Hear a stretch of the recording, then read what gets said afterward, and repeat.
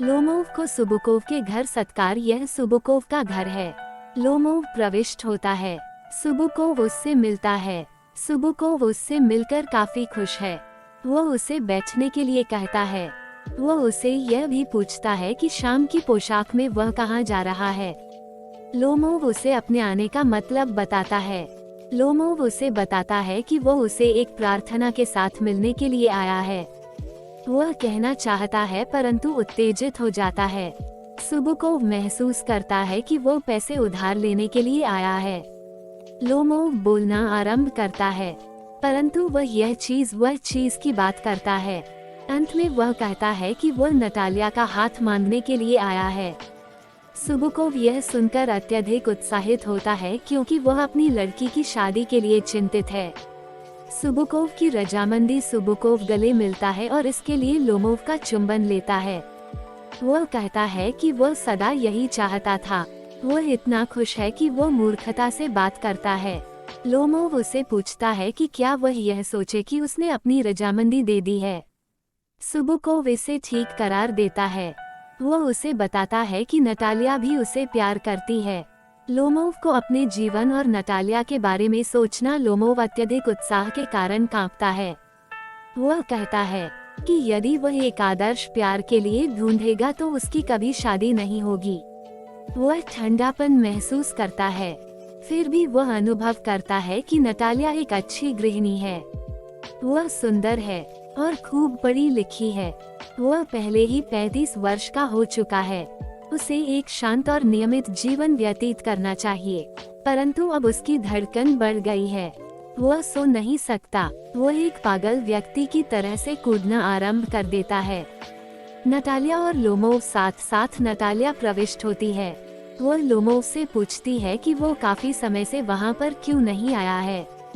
वह उसे फसल के बारे में बताती है। वह उससे पूछती है कि वह शाम की पोशाक में क्यों है।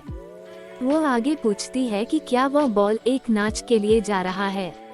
लोमोव को अपनी जमीन के बारे में बात करना। लोमोव उसे अपनी यात्रा के उद्देश्य को बताने की कोशिश करता है, परंतु वह अपने मतलब पर नहीं आ पा रहा है।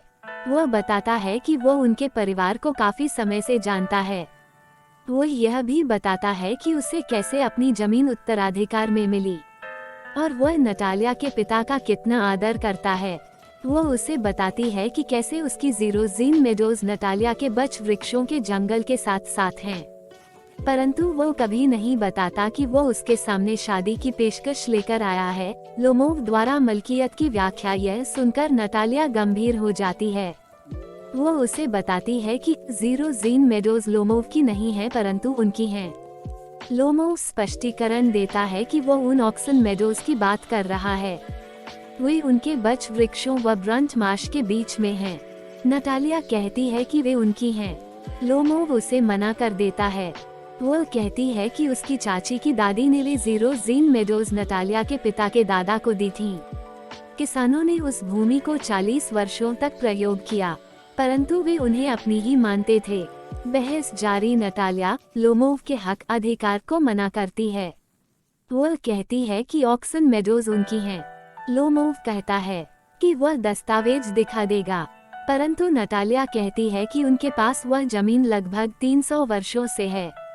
वह अन्याय सहन नहीं कर सकती यद्यपि ऑक्सन मेडोज की कीमत 300 रुबल है।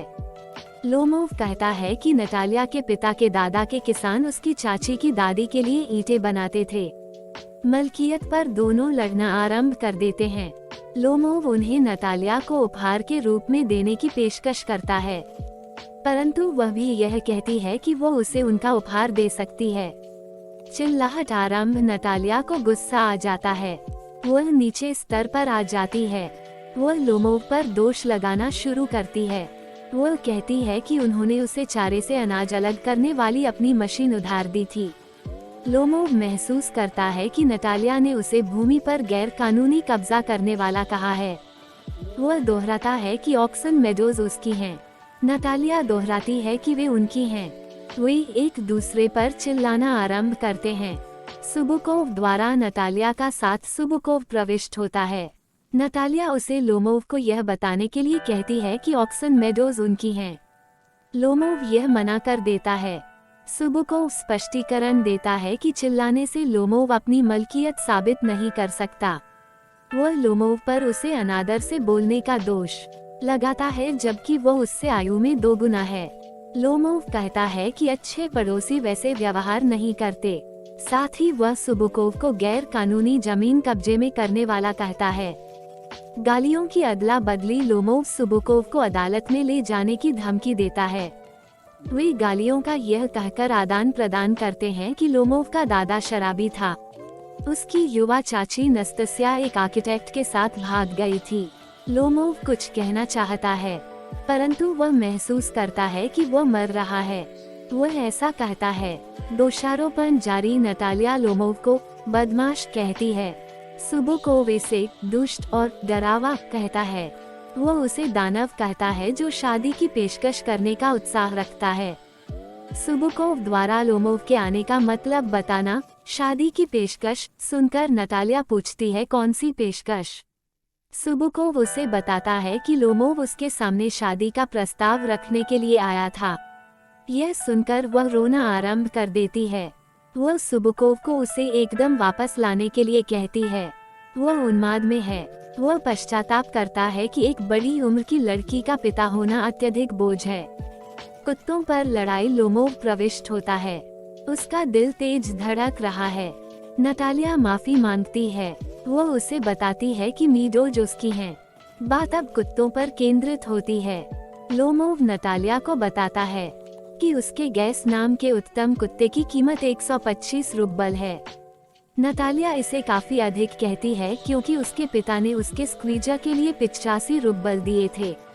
स्क्वीजा उसके कुत्ते से अच्छा है। लोमोव इसका खंडन करता है।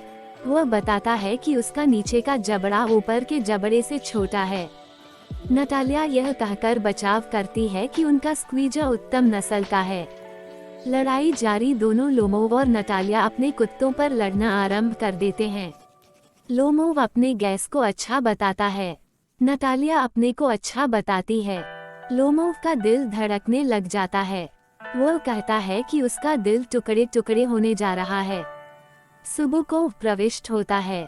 वह पूछता है कि क्या बात है। सुबुकोव यह भी कहता है कि लोमोव का कुत्ता गैस बूढ़ा और छोटे कद का है। व्यक्तिगत दोषारोपण लोमोव अपने कुत्ते की उत्तमता के कुछ तथ्य बताता है।